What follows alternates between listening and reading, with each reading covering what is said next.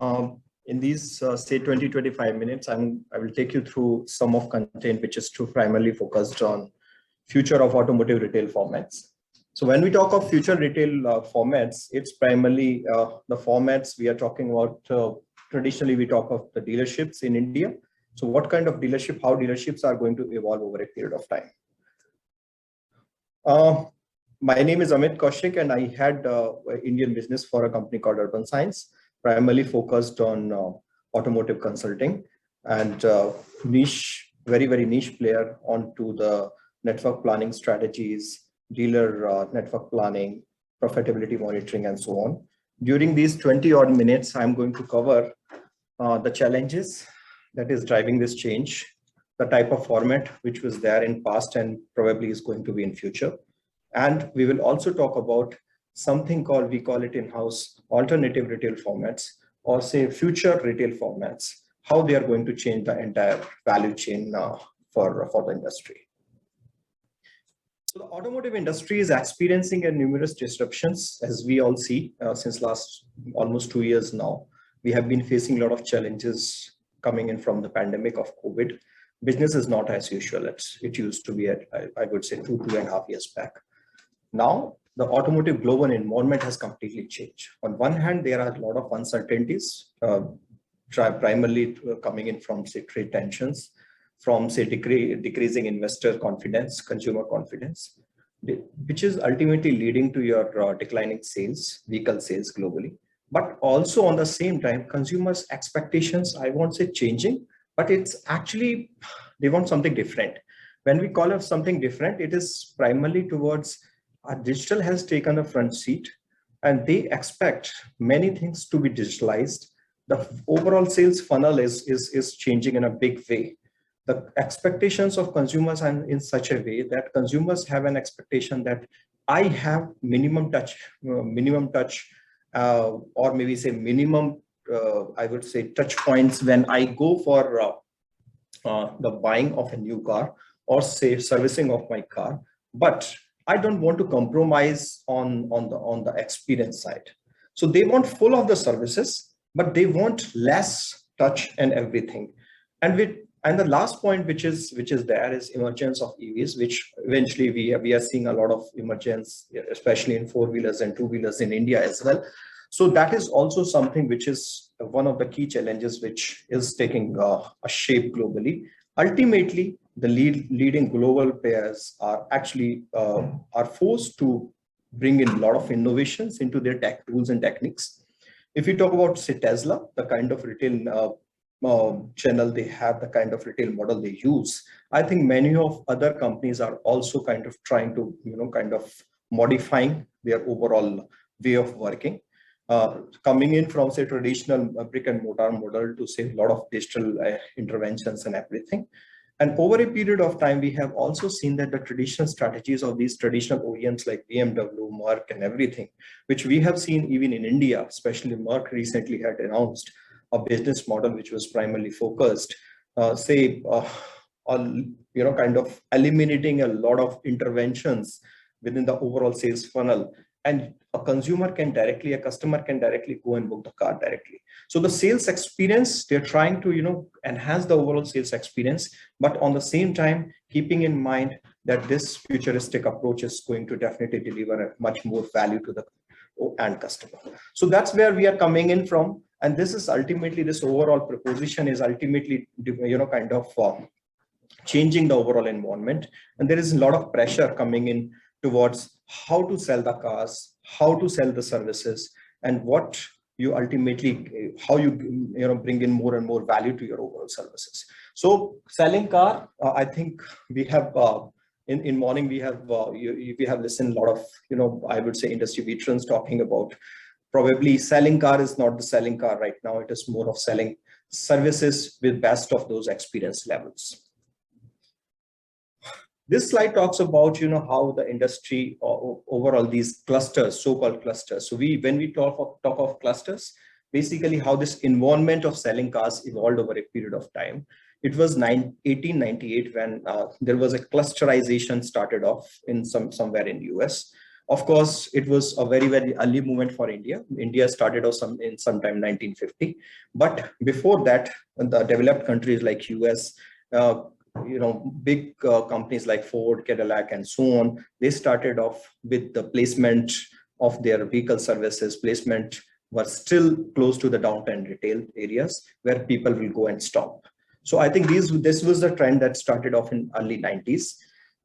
Sometime in mid of 50s, 1950s, where eventually even in India, we had seen those emergence of Hindustan Motors, Padmini and everything. This was the time where there was a clusterization of suburbs. So probably, we have seen clusterization coming in. We have also seen in the recent past, we have seen that there is a road, and if you see, say, Maruti Suzuki's showroom, next to it, you will probably see Hyundai, next to it, you will see Kia and so on. So there's a clusterization of sales and service point, which over a period of time evolved in a big way, even in India. But post 1910, to 2010, what has happened really is the automotive retail networks are going in significant transformation because of the customer expectation and competitive challenges that we are facing. And eventually, many of the OEMs, because of this changing customer behavior, they had to change the way they work. The customer desire for a more personalized and superior engagement experience. And that's why the OEMs had to cater in with them with a better experience, sales experience and service experience and direct relationships and so on and so forth. Ultimately, I think the OEMs, we call it this whole experience changing in the customer experience and everything. We call it the bespoke store formats in the OEM's language, but we at Urban Science, we call it alternative retail formats. So how this alternative retail format is different? It is not just experience, it is beyond experience. There are many other things that has been considered when we talk about alternative retail formats, right? From say convenience to viabilities and everything, which I will probably cover in the subsequent slides. So the question is how these alternative retail formats are different and how they are going to change our life going forward. So alternative retail format is very different compared to your traditional formats. In earlier days, I think even in today's time, if we talk about Indian automotive clusters, so most of the clusters are available on a single road. If you go to a single road, you see many showrooms on the same line. If you go to a fringe, you see many workshops on the same line. So there is a clusterization which has been developed over a period of time, but unfortunately, this cluster may or may not be, I would say, potential fruitful for every single brand, because every single brand has different, I would say, those elements that need to be covered, right from say convenience perspective to say brand loyalty perspective to brand overall say traffic generation perspective, because their positioning is very, very different, every single brand. But over a period of time, what we have seen is that there has been a lot of crowd that we follow other. So there's a following kind of a thing that if one OEM is here, probably who's selling like thousands of cars a month within that city, probably I will follow that. But that's not the real science. What we talk about is, I think potentially you need to figure out where your customer live. So those days are gone now, probably say 5 years down the lines. This overall proposition is going to be changed from say choosing to have a location of sell or services close to the customer's residence. This is going to be entirely changed to having something where the people are going for an example, for their shopping, for their lunch, for their day work, for their say kid drops, their schooling or whatever. So I think this is going to be changed completely. Over a period of time, customer has, and especially the young buyers have a different expectation. Why should I spend additional time to buy a car or get a service car? In fact, the kind of people I met quite young guys, and they just said the same thing. Why should I spend spare time for getting my car serviced? If I'm going to my office, probably someone has to come and pick it from here. He has to drop it in the evening. So I think that's the level of change which has been experienced over a period of time. And this brings the overall traditional, say, network planning to advanced network planning over a period of time. So from in a nutshell, it is going to be located based where people go instead of where they live in a traditional way. The types of alternative retail formats, if we talk about, so primarily, if we talk about, there are many types of retail formats based on functionality.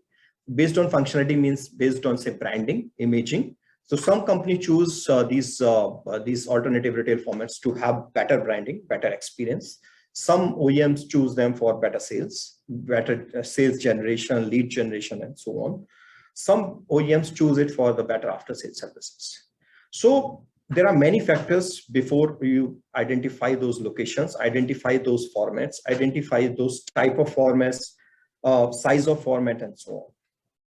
The first and foremost thing is which comes to my mind is the brand experience center, which we have started seeing even in India these days. So companies you can see a lot of brand experience center coming in from, say, companies like Kia, companies like Jeep, companies like Citroen, even to an extent, I think, say, Nexa.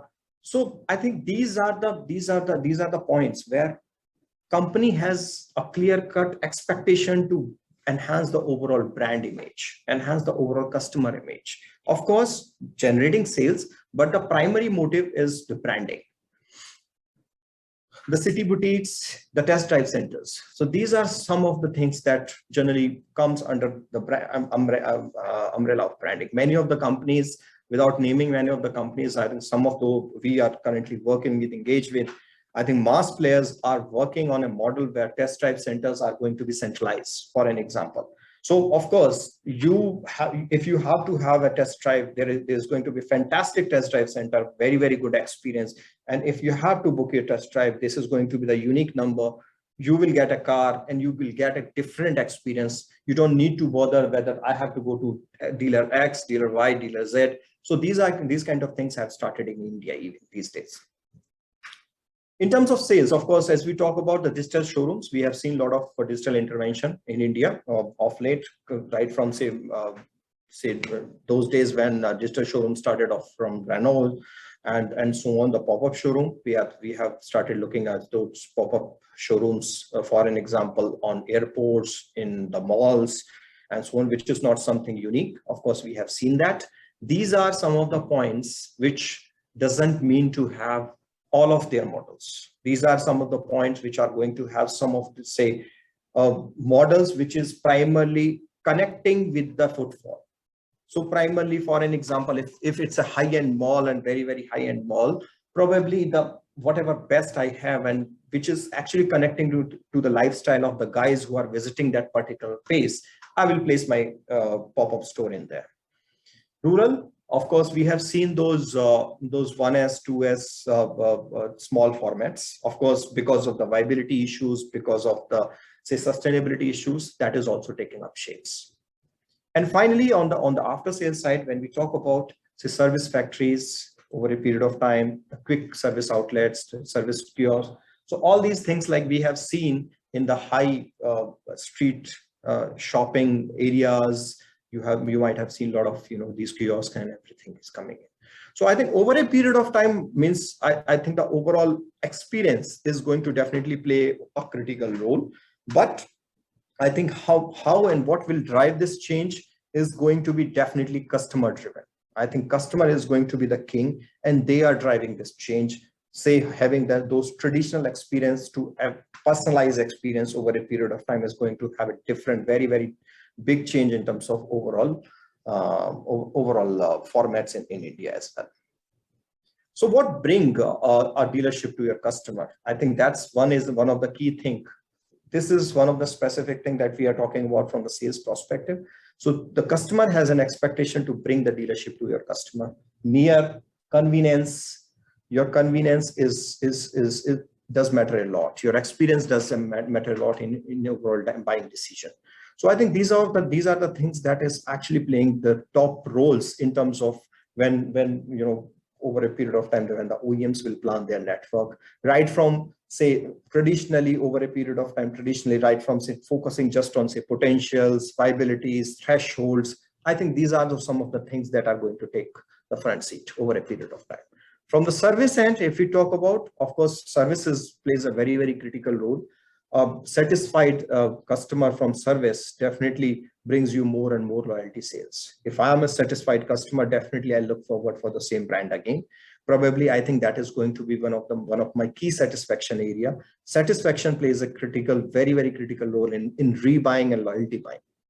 So most of the OEMs are early in the early days, most of the OEMs used to have just a focused strategy towards just the sales point. But over a period of time, there are many companies who have a very, very clear-cut strategy towards the service, how to engage the customer, how to give them better services, how to give them one-stop solutions. Because it is not just selling the vehicle, ultimately maintaining this and overall getting the loyalty sales again to your channel is something which has become a very, very critical element going forward.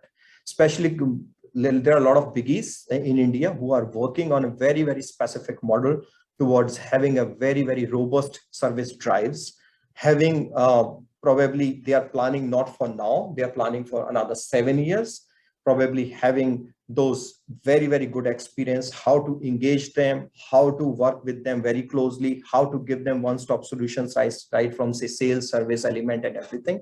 So all those things are going to be very, very critical while they will be developing over their channels, beside the lot of intervention on the digital end. So in a nutshell, if we talk about, I won't take much time. I will just spare you for another, say, within 5-10 minutes, so that you can have some question if you have some questions on this, so that we can cover that one as well. So experience, but not on the cost of viability. Definitely experience plays a critical role while we talk of the alternative retail formats. That's the front thing. But of course, looking at the viability, looking at the threshold, looking at the cutoff volumes. Of course, if for experience sake of experience, naturally you need to put a lot of investment. There are a lot of investment we have been seeing, not only from the four-wheeler manufacturer, but also from two-wheelers, like Ather has been putting their experience centers.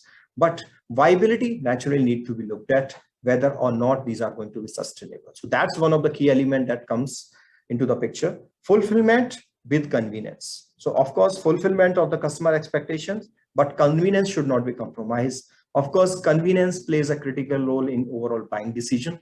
So experience, viability, fulfillment, and commission and convenience are going to be the key focuses over a period of time for any channel strategy that OEMs are going to put in. And this is ultimately, of course, these are basic things, but of course, you are going to have higher profits, higher retentions, higher sales and everything. But over a period of time from the traditional channels, we will be seeing a lot of digital intervention, which is not traditionally. It may not be your format is not going to be very big. Your showroom might not be very big, but it is completely digitally enabled. Your format might not be very grand, but the overall experience is in such a way that I think these are going to be real differentiators for the future sales. So the world of automotive retail has evolved, and today's customers want to buy on their own on time and terms. For manufacturer, it's time to survival for the smartest, not the fittest. So I think that with that, I will just wrap it up for the day. Any questions you might have or here, I'm happy to answer it now, or maybe you can reach out to me on this mail ID. Thank you, Amit, for another insightful session.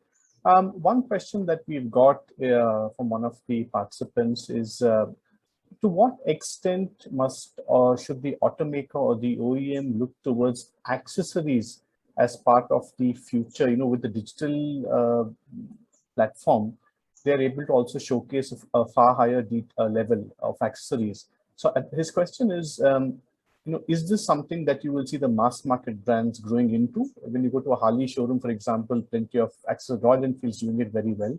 Automotive, do you see this also extending? Yes. So I think that's a very, very good question. When we talk about say overall dealership operations does cover right from say sales, the contribution coming in from sales, contribution coming in from after sales.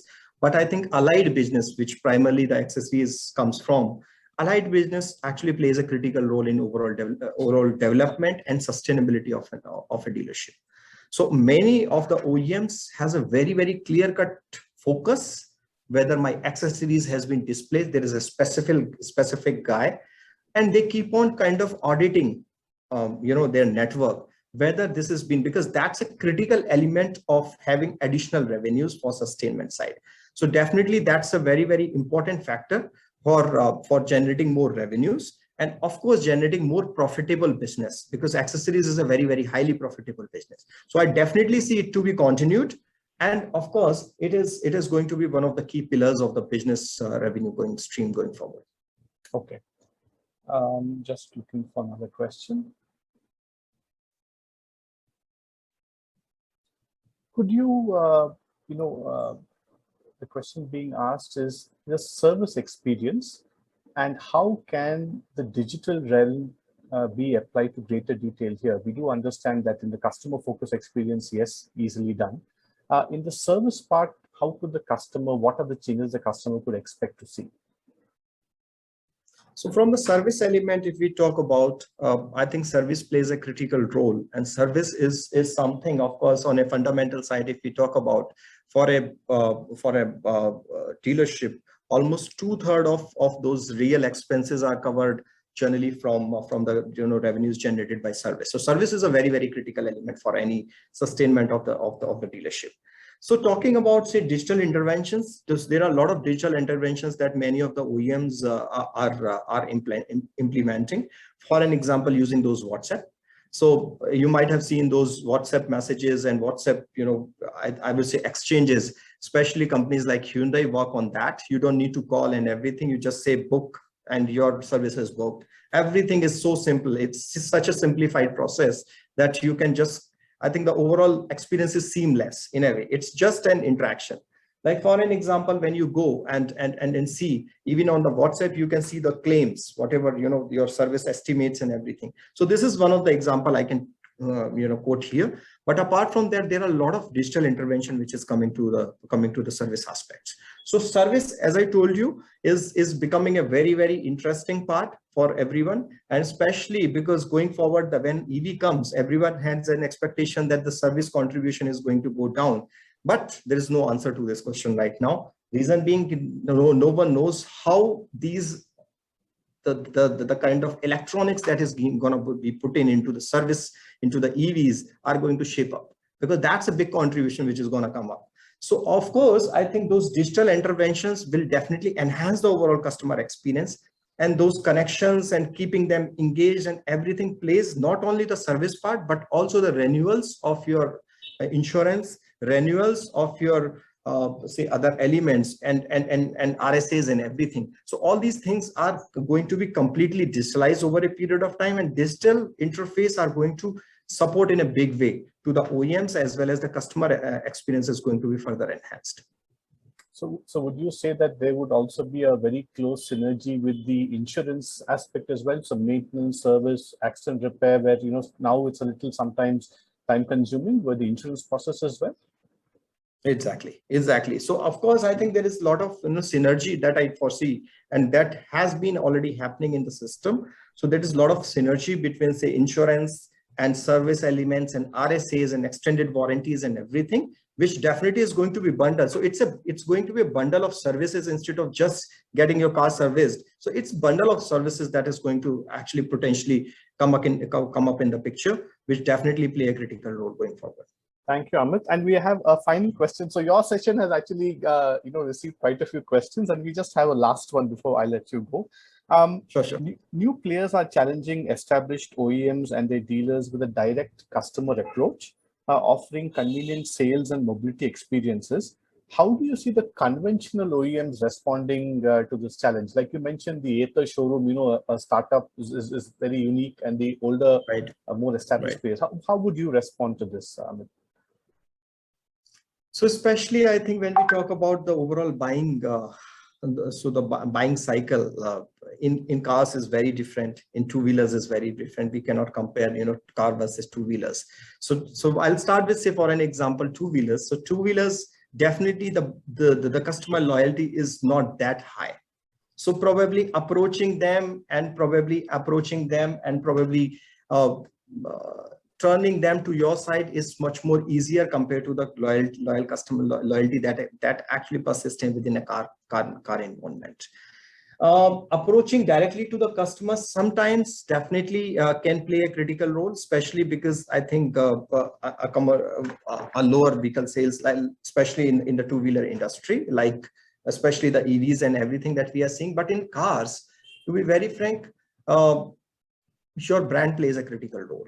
Your product plays a critical role. So there are many elements. Of course, one of the key thing in four-wheeler industry, especially car industry, is the product. Product is still the king.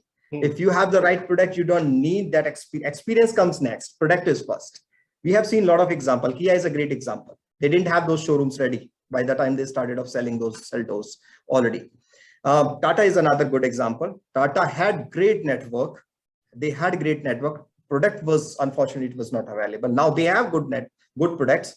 You see the difference. So product comes first. Of course, experience comes second. Experience can be an enabler. Product has to be first.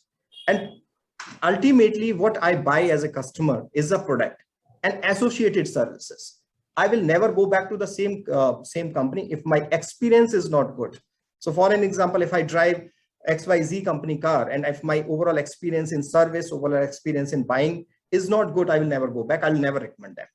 But product is king. Product is something like, yes, go buy it. So we still live in that country where, of course, you have that word of mouth is a very, very strong pointer. Beside the digital intervention, naturally, you influence the younger generation, but especially the little bit of senior generation, we still see that buying pattern coming, that loyalty sales coming, that family referrals coming, and friend referrals, that plays a critical role.